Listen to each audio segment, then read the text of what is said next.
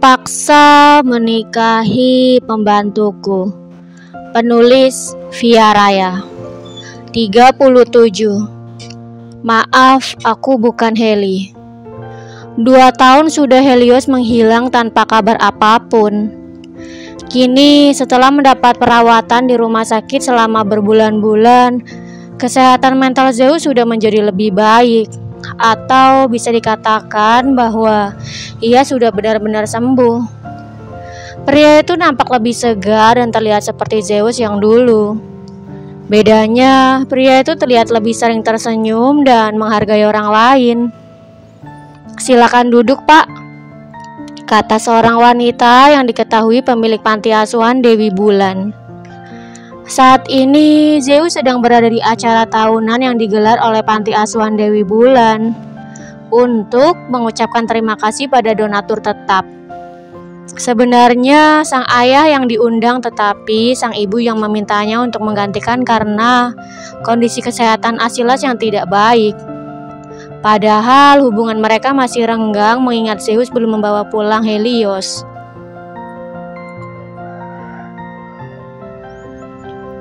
"Ya, toilet sebelah mana, Bu?" Zeus merasa betah berada di sana dan tiba-tiba ingin buang air kecil. "Oh, toilet. Anda bisa keluar dari aula ini dan belok kiri. Lalu lurus terus dan belok ke kanan. Di sana letak toiletnya," jelas pemilik panti. "Baik, Bu, terima kasih. Kalau begitu, saya permisi ke toilet dulu," ujar Zeus lekas pergi menuju toilet sesuai arahan ibu panti. Sikapnya benar-benar berubah drastis.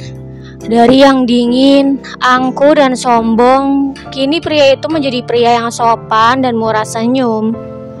Entah apa yang membuatnya berubah menjadi jauh lebih baik. "Au, maaf, saya tidak sengaja," kata seorang wanita sambil terus membumbukan tubuhnya. Ia sibuk berlarian dan tidak sengaja menabrak Zeus.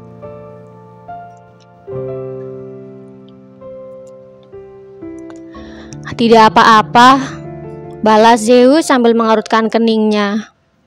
Entah mengapa ia merasa sangat mengenal suara wanita itu. "Terima kasih, Pak," kata wanita itu sambil mengangkat kepalanya dan tersenyum menatap Zeus. "Heli?" terkejut Zeus. Pantas saja suara wanita itu terdengar sangat tidak asing di telinganya.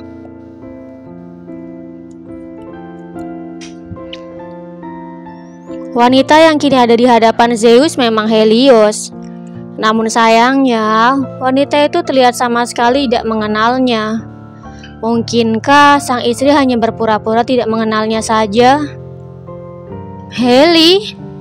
Wanita itu menoleh ke belakang untuk memastikan. "Siapa Heli?" "Aku," tanyanya sambil menyentuh dada. Saat itu, hari di mana Helios menghilang, wanita itu mengalami kecelakaan dan dibawa ke rumah sakit. Beruntung, rumah sakit itu merupakan tempat Dr. Rani bekerja. Jadi, ia dirawat sampai sembuh oleh orang yang ia kenali. Ketika Zeus datang, Dr. Rani bersikap seolah tidak tahu apa-apa agar Zeus tidak curiga bahwa Helios bersamanya dan sedang dalam proses operasi. "Ya, kau Heli. Kau Heli istriku," sahut Zeus sambil mendekap tubuh Helios dengan manik mata yang berkaca-kaca. 2 tahun sibuk mencari dan akhirnya ia dipertemukan dengan wanita yang sangat ia rindukan. Mungkinkah pertemuannya sudah diatur oleh sang ayah dengan berpura-pura sakit? Ya, sepertinya memang begitu. "Maaf, Pak, aku bukan Heli istri Anda," kata Helios sambil melepaskan diri. "Tidak, aku yakin kau Heli istriku. Aku tidak mungkin salah mengenali orang," balas Zeus bersikeras. 2 tahun tidak bertemu bukan berarti ia melupakan sosok istrinya. "Aku Leos dan bukan Heli. Maaf, Pak, aku permisi." Helios berlari meninggalkan Zeus menuju aula acara. Sementara Zeus, pria itu mengulurkan tangan berusaha mencegah langkah Helios. Namun sayangnya lidahnya terasa keluh sekedar untuk berkata-kata. Meskipun demikian, ia merasa senang dan sedikit terselip rasa kecewa karena Helios berpura-pura tidak mengenalnya. Kalau Heli berpura-pura tidak mengenalku, kenapa ekspresi wajahnya terlihat sangat natural?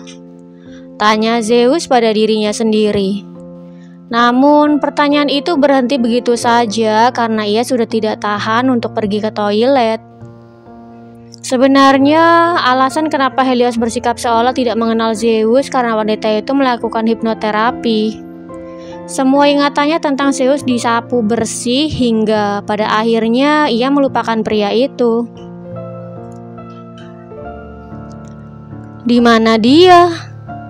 Zeus kembali ke aula dan duduk di kursinya. Ia terus mengedar pandangan mencari sosok yang selama ini ia rindukan. Mohon perhatiannya sebentar semuanya. Helios dengan gaun putih dan rambut panjang yang digerai berhasil mengalihkan perhatian tamu undangan. Mendengar suara itu, Zeus langsung menatap ke arah panggung.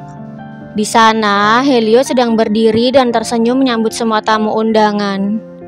Wanita itu ditugaskan untuk menjadi MC dan mulai berkata-kata. Sampai acara selesai, manik mata Zeus tidak pernah lepas dari Helios. Sejak tadi kau selalu tersenyum lepas. Apa kau bahagia tinggal di sini? Selama hidup bersamanya, Helios tidak pernah tersenyum selepas itu. Ya, Helios memang bahagia tinggal di sana. Wanita itu menolak tawaran Dr. Rani untuk tinggal bersamanya dan memilih untuk tinggal di panti asuhan. Mau kemana dia? Zeus melihat Helios keluar area aula. Kemudian ia lekas mengikuti istrinya hingga sampai di taman panti. Apa yang kau lakukan di sini? Tanya Zeus tiba-tiba. Astaga! Terkejut Helios melompat kaget. Apa aku mengejutkanmu? Helios menggeleng sebagai jawaban. Apa aku boleh duduk di sini? Imbuh Zeus meminta izin. Pria itu berusaha mencari tahu tentang sikap Helios yang berpura-pura tidak mengenalnya. Barangkali saja dengan seringnya berinteraksi ia bisa mengetahui alasannya. Tentu, balas Helios singkat. Zeus pun lekas duduk di samping Helios. Pria itu terus menatap sang istri lekat. Anggap saja sebagai ganti selama 2 tahun ini tidak melihatnya. Mengisi daya hingga penuh setelah sekian lama tidak pernah diisi. Ada apa? Kenapa kau menatapku seperti itu? Apa ada sesuatu di wajahku? Tanya Helios sambil menyentuh wajahnya. Tidak ada. Saut Zeus menggeleng. Lalu, kenapa kau menatapku seperti itu? Tanya Helios heran. Kau sangat cantik, Heli. Balas Zeus sambil mengepalkan tangannya kuat-kuat. Tangannya hampir saja bergerak meraih tubuh Helios dan memeluknya. Rasanya masih sangat kurang karena tadi hanya memeluk istrinya sejenak. Aku Helios dan bukan Heli. Maaf karena aku harus kembali ke aula. Helios terlihat tidak nyaman karena sikap Zeus. Wanita itu lekas beranjak berdiri dan pergi. Keesokan harinya hingga hari-hari berikutnya, pria itu kembali datang ke panti. Pria itu berusaha mendekati Helios dan mengingat masa-masa pernikahannya. Hanya saja ia mengingatkan hal-hal baiknya saja dan tidak dengan hal buruk. Kau mau pergi kemana biar aku antar? Baru saja sampai di panti, Zeus sudah melihat Helios hendak pergi. Aku mau pergi ke pasar dan aku bisa sendiri. Tolak Helios kembali melanjutkan langkahnya. Ini sudah siang dan kasihan anak-anak. Pasti mereka sudah pada lapar.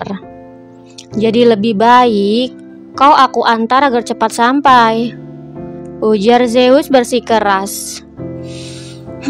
Ya sudahlah, balas Helios menyerah. Jika ia tidak sibuk mencuci di belakang, mungkin ia tidak akan kesiangan pergi ke pasar. Zeus lekas membukakan pintu mobil untuk Helios dan lekas mengemudikan mobilnya. Sambil melirik, pria itu membuka suara. Lagi-lagi, Zeus berusaha mengingatkan tentang masa lalunya bersama sang istri.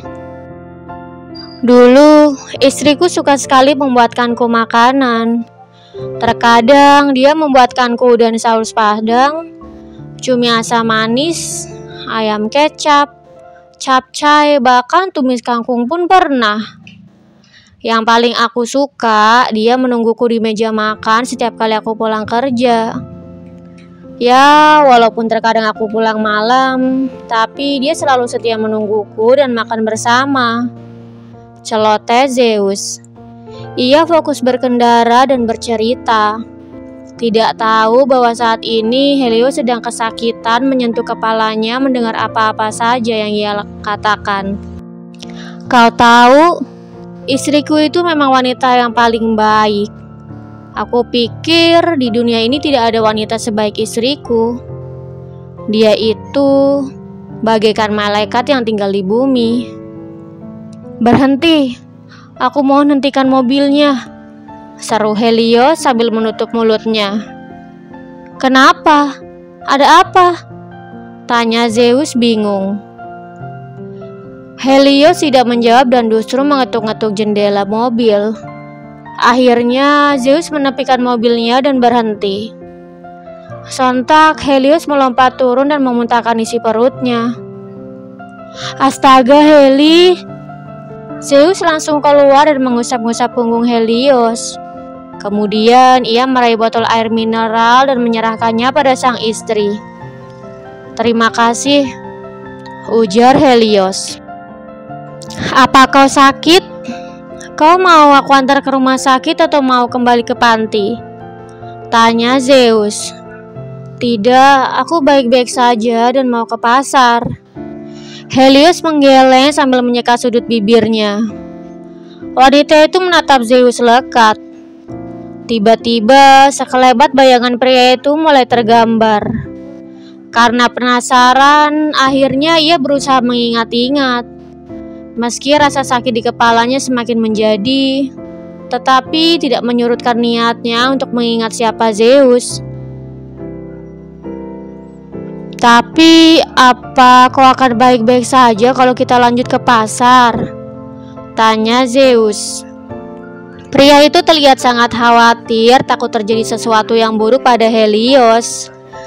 Namun, pertanyaannya dibalas dengan sebuah gelengan. Hingga pada akhirnya mereka melanjutkan perjalanannya ke pasar. Kenapa? Apa ada yang sakit? Tanya Zeus karena Helios terus memandangnya.